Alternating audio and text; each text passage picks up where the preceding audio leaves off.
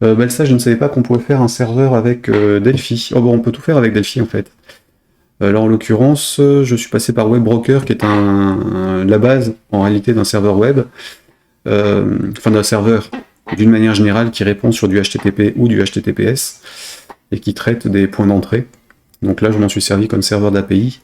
Il y a plein d'exemples. Alors, hop, ici. Celui-ci, je ne l'ai pas mis en public. Par contre, j'en ai plein, en fait, hein, sur mon dépôt GitHub. Si tu veux aller jeter un coup d'œil.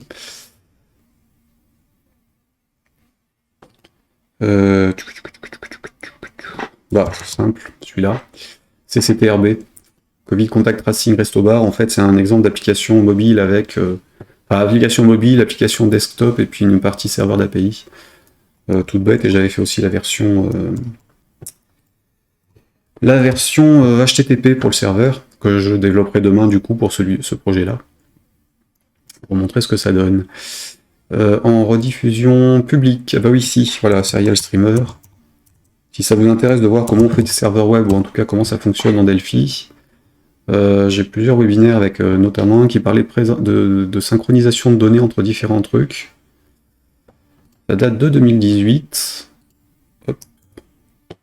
Ici. Et j'ai montré pas mal de choses avec le projet qui est ici. Alors les sources sont là. Et donc c'est cette partie-là, la partie 4 en fait, je synchronisais un serveur web, enfin des données, des images en fait avec entre deux applications et puis un serveur. Donc il y a un exemple dessus, puis l'explication de comment ça fonctionne dans la vidéo. N'hésitez pas à y jeter un coup d'œil, j'en ai plein comme ça en fait qui traînent à droite à gauche. Pareil, si vous avez des questions, n'hésitez pas. Et vous pouvez aussi aller faire un petit tour sur apprendre-delphi.fr, sur lequel il y a notamment une formation de 60 heures gratuite, d'explication de comment on fait de la programmation avec notamment, enfin avec Delphi et le Pascal comme base de travail.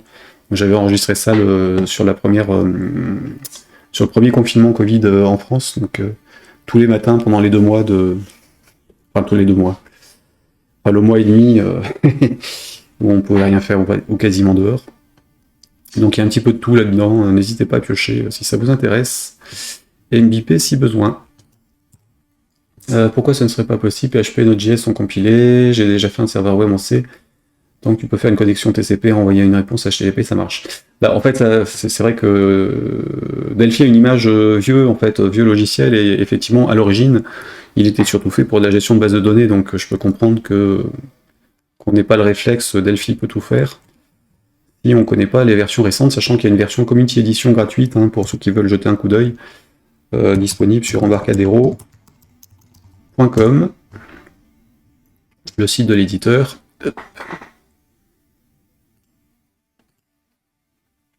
Outil gratuit, Delphi Community Edition.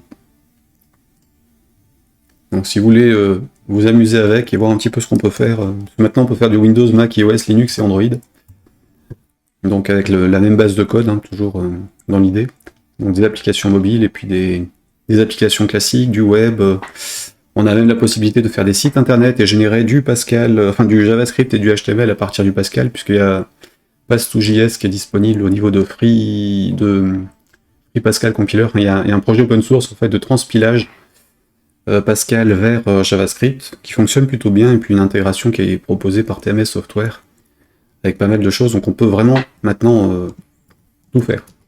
Pas forcément en intégrer sans avoir à coder soi-même, mais il y a vraiment beaucoup de choses dedans. Donc voilà.